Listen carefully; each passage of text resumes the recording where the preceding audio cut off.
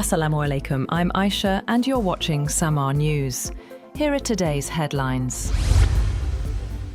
President Donald Trump has escalated warnings to Iran, threatening military action if any mines remain in the Strait of Hormuz, a crucial passage carrying roughly 1/5 of global oil. The U.S. military has eliminated 16 Iranian mine-laying vessels, with Defense Secretary Pete Hegseth confirming strikes targeted ships and storage facilities. Trump said technology used against drug traffickers could permanently eliminate any vessel attempting to mine the strait. Earlier confusion over tanker escorts added to global uncertainty, as a deleted claim that a U.S. Navy convoy had escorted a tanker was later denied by the White House.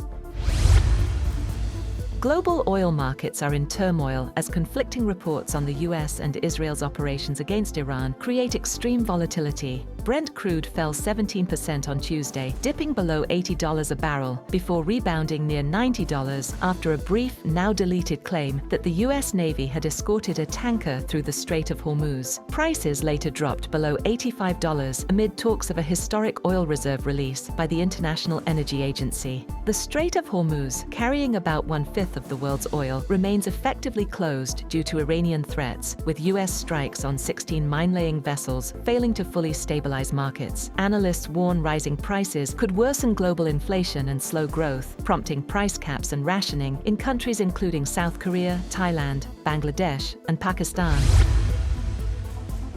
U.S. senators have raised concerns that President Donald Trump could deploy American ground forces in Iran, warning of growing risks amid the escalating conflict. After a classified briefing to the Senate Armed Services Committee, Senator Jan Shaheen said Democrats were alarmed by the administration's approach, citing intelligence that Russia may be providing Iran with targeting information on U.S. bases and ships. Senator Richard Blumenthal warned the U.S. could be heading toward a ground deployment, noting potential support for Tehran from Russia and China. Lawmakers are calling for public testimony to clarify the war's costs, risks, and strategy. Reports also suggest the White House may seek around $50 billion from Congress to fund the conflict.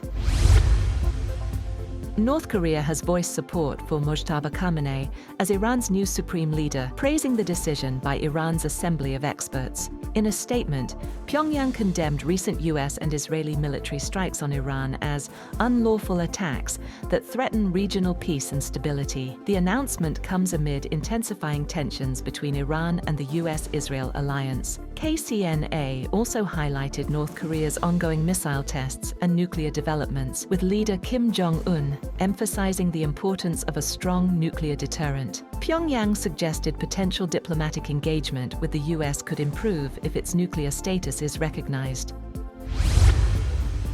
The Iran conflict and Pakistan's ongoing airspace ban are creating major challenges for Indian Airlines, forcing longer and more expensive routes to Europe and North America. According to aviation data firm Cirium, Indian carriers Air India and Indigo cancelled or did not operate 64% of their 1,230 scheduled flights to the Middle East, Europe, and North America over the past 10 days due to airspace restrictions. Pakistan banned Indian carriers from its airspace in April last year, following military tensions, leaving airlines with limited alternatives as the Iran conflict further restricts regional routes. Analysts warn the situation could significantly hurt profitability, with HSBC estimating that a week of cancellations could cut airline annual pre-tax profits by about 1.2%.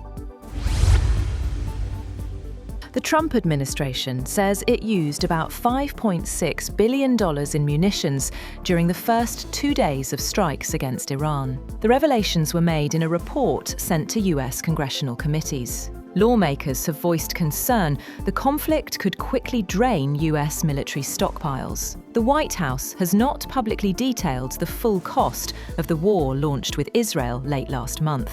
However, some officials expect the administration to soon ask Congress for tens of billions of dollars in additional funding.